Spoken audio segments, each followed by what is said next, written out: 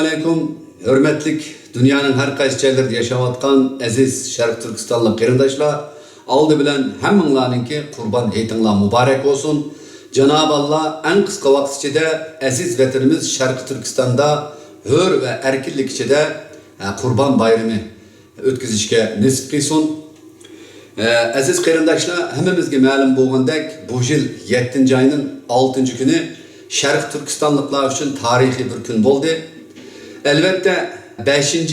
iyul yani Uygur yakın zaman tarihindeki kanlık bir gün olup tarihimizde hatırlangan olsa, okşaş bir vakti bu yıl 7. ayının 6. ve 7. günleri biz Şarkı Türkistan sürgündeki hükümeti ve Şarkı Türkistan Milli Oygunuş Hareketi tarafından halkara jinoiy ishlar sotuga sunulgan arznameninki qabul qilinish munosabati bilan Şarkı Türkistan xalqiga bir xushallik, bir umidni bergan bir kun bo'ldi.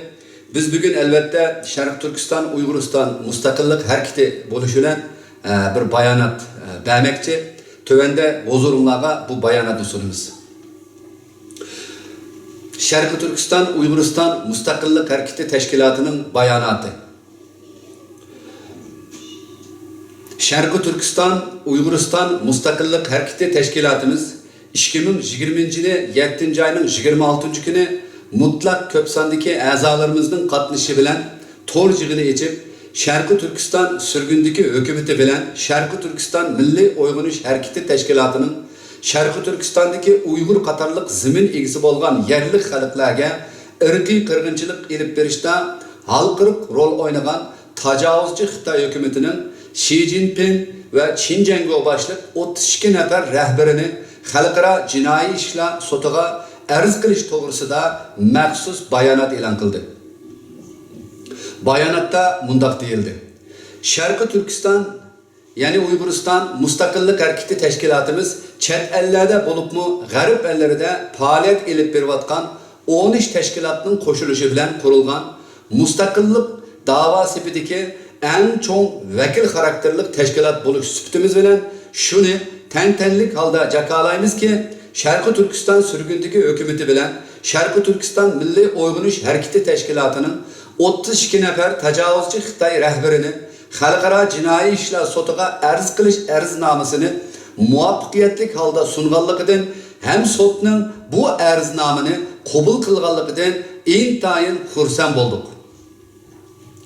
Biz bu münasebet bilen Şarkı Türkistan Uyg'uriston Mustaqillik Hareketi Teşkilatımız Şarkı Türkistan sürgündeki hükümeti bilen Şarkı Türkistan Milli Oygunuş Hareketi Teşkilatı'nın bunundan keyinki sotda yenip çıkıcı bolgan arlıktaki dialoga ait barlık hizmetlerini toluk qollaş bilen billa sotda kireglik bolgan münasebetlik materyal, ispatname, delil, guvalık qatarlık materyallar bilen ta'minlashdi mi imkaniyetimizden biççe yardımda bulunuz. Şunun bilen billa avukatlarga to'lanadigan haq uchun iqtisodiy jihatdan davomli taki sotda yengib chiqishga hamdamda bo'lamiz.